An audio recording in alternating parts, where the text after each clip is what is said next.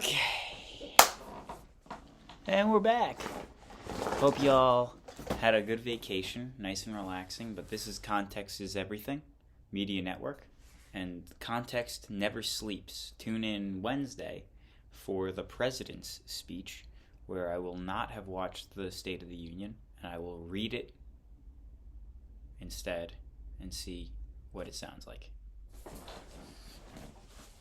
But for today, context is everything, the ambient classroom, and let's get back into it because we're actually here in ancient Greece, and I want to be able to continue the trend of one section, one portion of the chapter every day. So, watch the last one to recap because I don't remember. I don't have a bed anymore, so I need to get a bed. That's why I also don't have a shelf. So that's why the angle changed, and we'll see how it goes. John Michael, Context is Everything Media Network.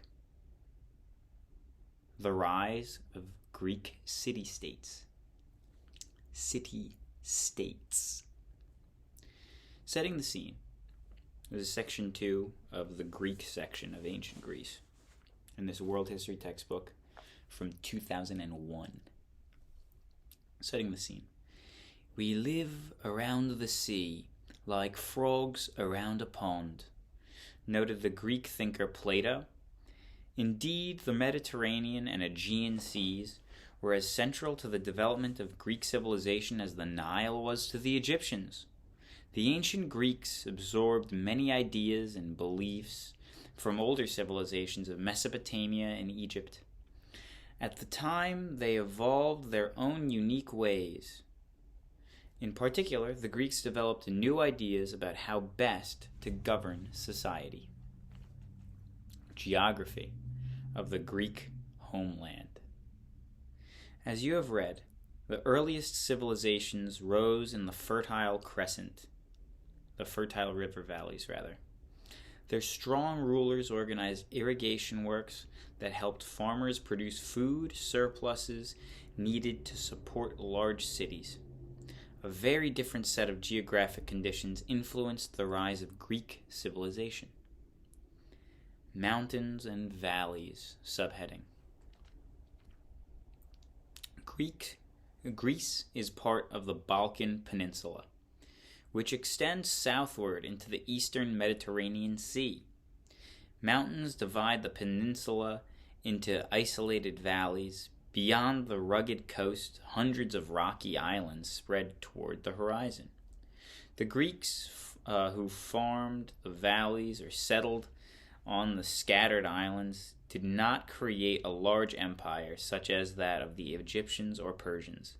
Instead, they built many small city-states, cut off from one another by mountains or water. Each included a city and its surrounding countryside. Greeks fiercely defended the independence of their tiny city-states. Endless rivalry led to frequent wars. So a peninsula? These are things that I need to know. A peninsula. Again, I want to build my historical context, my general context, because this is the beginning of the Context is Everything Media Network. So I think it's really fitting that it starts with me reading cover to cover a history textbook on the world to build context. To me, that seems consistent. What is a peninsula? I should know what a peninsula is. 15 minutes left to finish this chapter. Unit. Whatever. I think a peninsula is like Florida. Juts out from a continent. Water surrounding it 3/4 of the way. Land surrounding it 1/4 of the way. I should look it up. The seas. While mountains divided Greeks, the seas were vital links to the world outside. With its hundreds of bays, the Greek coastline provided safe harbors for ships. The Greeks became skilled sailors carrying cargoes of olive oil, wine, and marble around the eastern Mediterranean. They returned not only with grain and metal, but also with ideas, which they adapted to their own needs. For example, the Greeks expanded the Phoenician alphabet. The resulting Greek alphabet became the basis for all Western alphabets. By 750 BC, rapid population growth was forcing many Greeks to leave their own overcrowded valleys. With fertile land limited, the Greeks expanded overseas. Gradually, and a scattering of Greek colonies took root all around the Mediterranean, from Spain to Egypt. Wherever they traveled, Greek settlers and traders carried their ideas and culture. I gotta do vocal exercise. I feel like I'm mumbling. Governing the city-state. As their world expanded after 750 BC, the Greeks evolved a unique version of the city-state, which they called the polis. Typically, the city itself was built in 2 levels. On a hilltop stood the Acropolis, or high city, with its great marble temples dedicated to the different gods and goddesses. On flatter ground below lay a walled main city, with its marketplace, theater, public buildings, and homes. The population of each city-state was fairly small, which helped citizens share a sense of responsibility for its triumphs and defeats.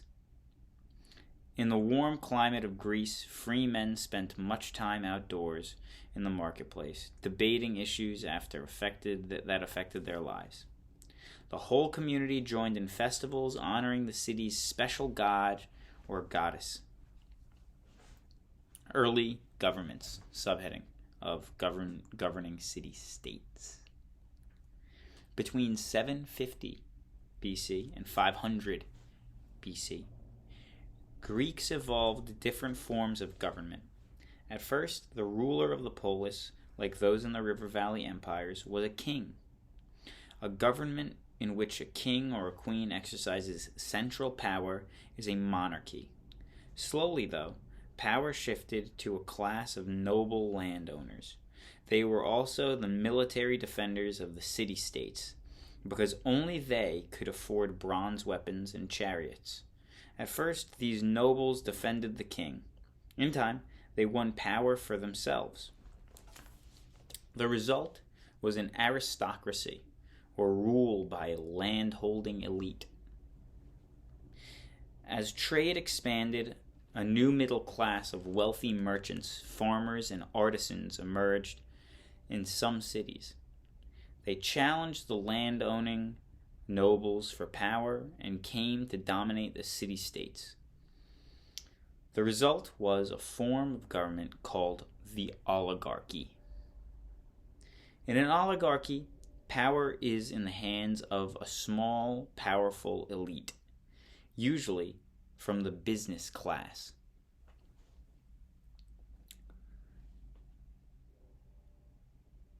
Changes in warfare. Changes in military technology increased the power of the middle class. By about 650 BC, iron weapons replaced bronze ones. Since iron was cheaper, ordinary citizens could afford iron helmets, shields, and swords. Meanwhile, new methods of fighting emerged. The phalanx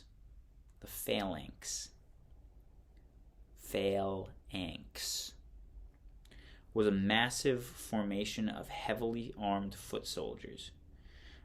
It required long hours of drill. Shared training created a strong sense of unity among citizen soldiers. By putting the defense of the city-state in the hands of the ordinary citizens, the phalanx reduced class differences. The new type of warfare, however, led to two most influential city-states to develop very different ways of life. While Sparta stressed military virtues and stern discipline, Athens glorified the individual and extended political rights to more citizens. Sparta, a nation of soldiers. The Spartans were Dorians who conquered Lycaonia. This region lies in the Peloponnesus, the southern part of Greece. The invaders turned the conquered people into state-owned slaves called helots and made them work the land. Because the helots greatly outnumbered their rulers, the Spartans set up a brutal system of strict control.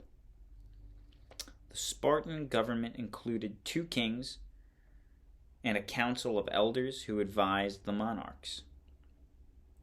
An assembly made up of all citizens approved major decisions. Citizens were male, native-born Spartans over the age of 30. The assembly also elected 5 ephors, E-P-H-O-R-S, officials who held the real power and ran day-to-day affairs. The rigors of citizenship, subheading, under Sparta, a nation of soldiers. The rigors of citizenship. From childhood, a Spartan prepared to be part of the military state. Officials examined every newborn, and sickly children were abandoned to die. Spartans wanted future soldiers or mothers of soldiers to be healthy. At the age of 7, boys began training for a lifetime in the military. They moved into barracks, where they endured a brutal existence, toughened by a coarse diet, hard exercise, and rigid discipline. Spartan youths became excellent soldiers.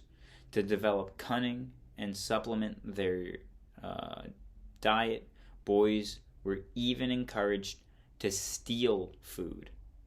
If caught, though, they were beaten severely. Yikes. At the age of 20, a man could marry, but he continued to live in the barracks for another 10 years, and to eat there for another 40 years. At the age of 30, after further specialized training, he took his place in the assembly. Subheading, Women. This is in Sparta. Girls, too, had rigorous upbringing. As part of a warrior society, they were expected to produce healthy sons for the army, and therefore they were told to exercise and strengthen their bodies, something no other Greek woman did. Like other Greek women, Spartan women had to obey their fathers or husbands. Under Spartan law, though, they had the right to inherit property. Because men were occupied with war, some women took on responsibilities such as running the family's estate. Athens, a limited democracy. Athens was located in Attica, just north of the Peloponnesus.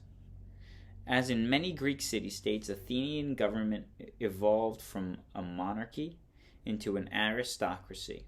Around 700 BC, noble landowners held power and chose the chief officials. Nobles judged major cases in court and dominated the assembly. Demands for change. Under the aristocracy, Athenian wealth and power grew, yet discontent spread among ordinary people. Merchants and soldiers resented the power of the nobles. They argued that their service to Athens entitled them to more rights. foreign artisans who produced foreign artisans who produced many goods that Athens traded abroad were resentful that foreigners were barred from becoming citizens. Farmers, too, demanded change. During hard times, many farmers were forced to sell their land to nobles. A growing number even sold themselves and their families into slavery to pay their debts. As discontent spread, Athens moved slowly toward democracy, or government by the people. So you will see the term and had a different meaning for the ancient Greeks than it does for us today.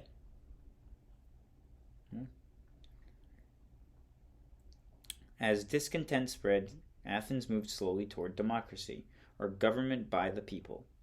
As you will see, the term had a different meaning for the ancient Greeks than it has for us today. Okay. Solon's reform, subheading. Solon, a wise and trusted leader, was appointed archon, Archon, a chief official in 594 BC. Athenians gave Solon a free hand to make needed reforms. He outlawed debt slavery and freed those who had already been sold into slavery for debt. He opened high offices to more citizens, granted citizenship to some foreigners, and gave Athenians' assembly more say in important decisions. Solon's introduced economic reforms as well. He encouraged the export of wine and olive oil. His policies helped merchants and farmers by increasing demand for their products. Although Solon's reforms ensured greater fairness and justice to some groups, citizenship remained limited, and many positions were open only to the wealthy landowners. Widespread and continued unrest led to the rise of tyrants, or people who gained power by force. Tyrants often won support of the merchant class and the poor by imposing reforms to help these groups.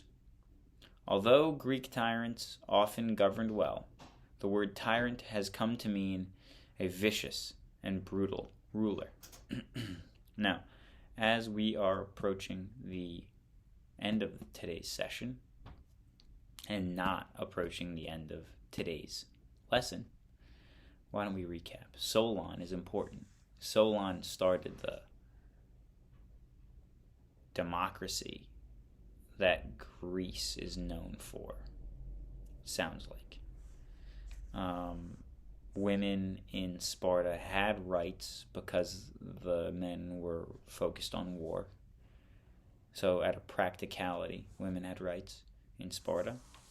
And I think that a peninsula is like Florida, jutting out 3/4 surrounded by water, 1/4 surrounded by greater continent. And there's more to learn. There's more to discuss as we proceed forward. Again, tomorrow is the State of the Union address in the United States of America. I am not going to watch it, but I will read it. And I'll read it on this channel because maybe the words make sense. If I watch it, I probably will not think that it makes sense. But if I just read it, maybe it'll make sense. Well, here's hoping. This is John Michael at Context is Everything Media Network. You can tell I'm a little bit tired, but that's none of your business. And it's not really that big of a deal. Thank you for watching. And I'll catch you next time. Good morning, good afternoon, good evening. And remember, context is everything.